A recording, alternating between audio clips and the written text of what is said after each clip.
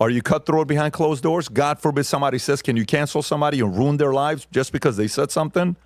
And then do you go and get politicians to create laws to make freedom of speech impossible for people to criticize the Jewish community? Well, now you're abusing your power and influence, okay?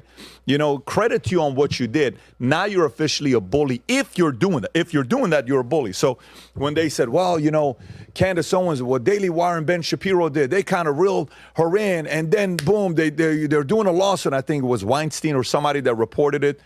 And Brett or one of those guys. Brett or Eric. Yeah, was it Greenwald? One of these guys. Glenn Greenwald. Glenn Greenwald reported it that this is what's going on. And then the market's like, oh my God, you know, I can't believe that happened.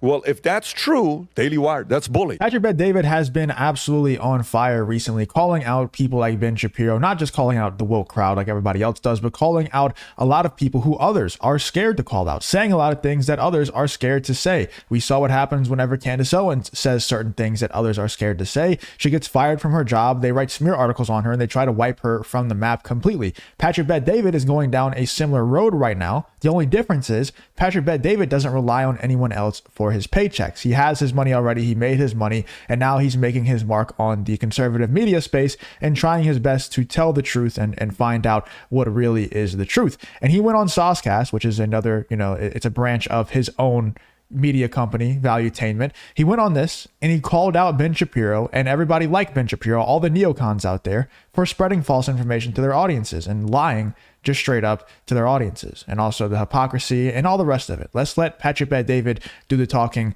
Let's get straight into this clip here from Patrick Bet-David and Adam Sosnick talking about Ben Shapiro and the lies and hypocrisy coming from him and the Daily Wire.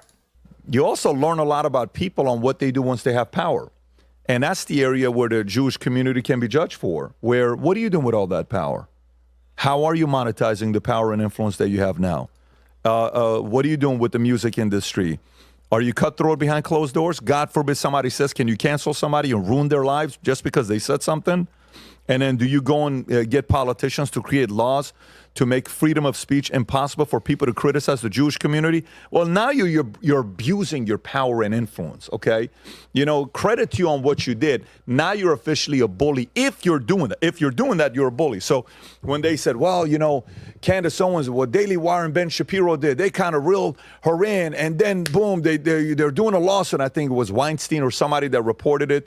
And Brett or one of those guys. Brett or Eric. Yeah, was it Greenwald? One of these guys. Glenn Greenwald. Glenn Greenwald reported it that this is what's going on. And then the market's like, oh my God, you know, I can't believe that happened. Well, if that's true, Daily Wire, that's bully. If you deceptive, if you did, right? So, yeah. And for me as an Assyrian, when I sit there and I watch what the Jewish community did as their community, hey, I would love to see Assyrians have that kind of clout. I would love Assyrians to be united. I remember when I was younger, a guy named David, first time in my life, I saw a lot of money, cash. I said, man, why is it that Jews are always so good in business? I asked this guy. He was a dealership guy. He says, because in our community, when one Jew makes money, 5 Jews make money.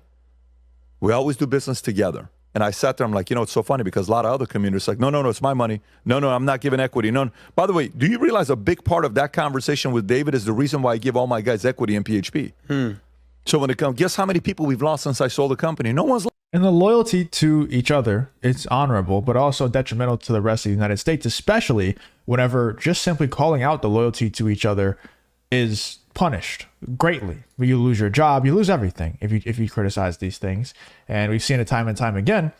And, you know, it's like I said, it's honorable, but that's why whenever Ben Shapiro is confronted on basically anything when it comes to, you know, should the U.S. send money to Ukraine? Oh, obviously no. Should anybody, he obviously says he loves his country over and over again. He tries his best to make sure that, you know, the evil within the country is called out. But whenever it comes to this Middle East war and sending money to Israel, that's where Ben Shapiro draws the line. And his loyalty is no longer to the United States. His loyalty is to his people and to his favorite country, you know, and that's why, in my opinion, he's not credible. Anybody who has a loyalty to something, to a country or a people that isn't the United States or the American people, if you have a loyalty to someone else, another group of people outside of religion, I mean another geographical, you know, country or people, and you're trying to give commentary on American politics and say you're America first every single time the topic comes up, they try to claim America first.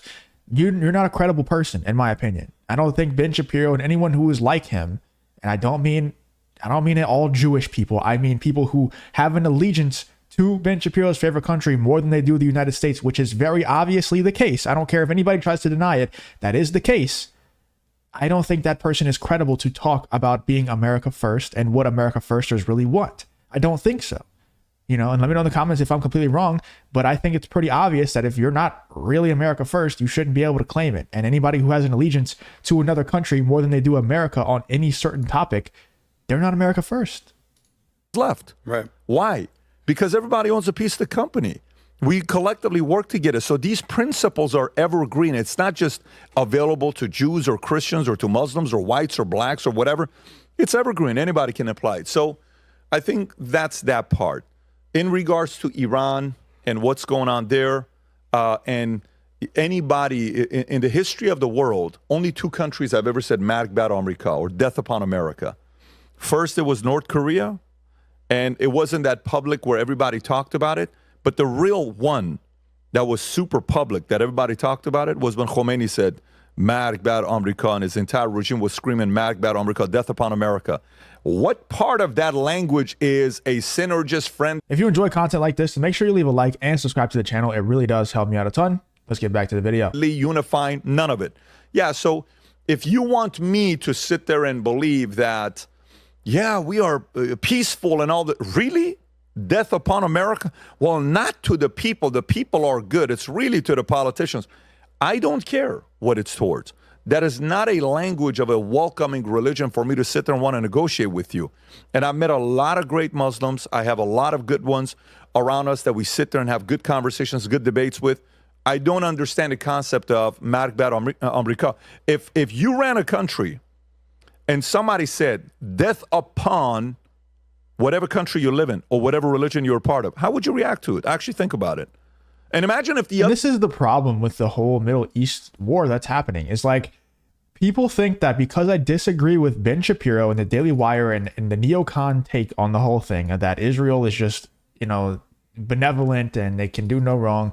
Because I disagree with those people, they think that I am pro-Palestine, or they think that others who are like me are pro-Palestine. They think we align with people like Hassan or Cenk Uygur and these guys who Hassan basically has, endorsed Hamas, which is just disgusting. And I'm not saying that other people I'm not saying that Israel, Ben Shapiro's favorite country, we'll refer to it as for the rest of this video, is completely at fault for the whole thing. It's all their fault. I'm not saying that at all. I'm just saying that we're not allowed to acknowledge the part that they play in this whole thing happening. We're only allowed to acknowledge the Muslim side. We're only allowed to acknowledge the Palestinian side. But both sides have caused this, and I hate to be a both sideser, but that's just the case. But we're just not allowed to say that. We're only allowed to acknowledge one side. So I am lumped in, and we're forced to align with people like Hassan and like Cenk Uygur, who I don't agree with. I do not agree. I'm not a free Palestine person in the sense that I'm fully supporting Palestine. I want them both to lose. I don't like either one. I don't like either side, but I would rather innocent people not die. I would rather innocent people not die. And there's mainly at this point in time, yes, Hamas has killed innocent people and that's horrible. There's mainly one side that is killing innocent people a whole lot more than the other side. And so I am currently anti that side. You can take that however you want it, but I'm not some super pro-Palestine person. I'm not some super anti, Ben Shapiro's favorite people person. I am just a pro-American person. And it's hard to be super pro one side that siphons money from us and that buys out all of our politicians in order to do their bidding. It's hard to be pro that side whenever you're actually pro-America. And that's how you can easily tell. That's why it's become super easy for everyone out there to tell who is really in it for money and who is really trying to get to the bottom of the truth. There's people like Candace Owens, there's people like Patrick Bet-David, and a lot of others who I'm not going to be able to name all of them, who are actually trying to find the truth, I believe. I was skeptical of Patrick Bet-David for a while. I think he's actually trying to find the truth. And I think Candace Owens is the same way. And there's people like Ben Shapiro and other people like Ben Shapiro, who I'm not going to, I could go on forever. People like that who are not trying to find the truth. They're trying to run a business, and there's nothing wrong with that. There's nothing wrong with it. It's just, I want people to know that you shouldn't really believe everything that Ben Shapiro says, because he's in this for money. He's running a business. The Daily Wire is a business. And like I said, there's nothing wrong with that. Nobody gets mad at a electrician for running his business and trying to make the most money possible. Why would we get mad at Ben Shapiro for trying to make the most money possible with his business? We shouldn't be mad at him. Just understand you shouldn't be trusting him at the same time to give you like honest political commentary. Other community that says death upon your community starts making arguments on why, no, it's not what you think, but you don't understand what U.S. has done to all these people, and you don't understand it, but you don't understand it, you don't understand. This country's only been around for 50-something years, and they became number one. Iran's been around for a few thousand years. China's been around for a few thousand years, and U.S. has been able to do this. No wonder you hate America. I get it. I don't blame you. So there is that envy part that, so when you win and you're winning at the highest level, when you're small, you have to act big. When you're big, you have to act small. And you have to have a good balance of that. You never talk out of line, because when you're big, you don't want to wake up enemies and create resentment. Sometimes Trump did that and does that, right? Certain people, you don't need to wake up and rile them up. Just kind of, hey, get it? It's cool. It's this. I understand. So sometimes some of these communities wake up unnecessary enemies, and you shouldn't be doing that. And I think sometimes the Jewish community gets judged for that because of the power that they have in different kind of industries. Mm-hmm. They throw their weight around. So, if that's part of their history, that's a well-deserved criticism that they get. So that's really based from Patrick Bet-David. Like I said, he's saying things that most people are scared to say. You're not going to see someone like Charlie Kirk saying stuff like this. I'll just put it that way, and I'm nothing against Charlie Kirk. I don't even watch him enough to know, like, if I dislike him, but I do know that I've heard him speak on this specific topic. I've heard people like Jordan Peterson speak on this specific topic, and all of them are scared to say what Patrick Bet-David says, even though they all think what Patrick Bet-David just said is true, because you have to ignore reality in order to think that it's not true. It is true. It doesn't mean you have to be super anti Ben Shapiro's favorite people. Like, I'm not. I don't have hate in my heart for that group of people. You have, like, that. You're a bad person if you do. That's like what Patrick Bet-David's talking about. It's like hating America or all Americans for things that the CIA did that was bad. It doesn't make any sense. It's dumb. So I don't hate that group of people, but I do dislike the dishonesty and the claiming of America first whenever you're not America first. You're actually this other country first. And, you're America first in every other endeavor and every other sense of the phrase, but you're not America first when it comes to that certain country. And you claim that you are. I think that's just a grift, in my opinion. It's just him trying to make money, especially, talking about Ben Shapiro specifically here. Anyway, let me know in the comments what you thought about what Patrick Bet-David had to say about the Daily Wire, about Ben Shapiro, and about everyone else who acts just like Ben Shapiro does. I thought it was great. Let me know in the comments what you're thinking about this whole Patrick Bet-David versus Ben Shapiro situation.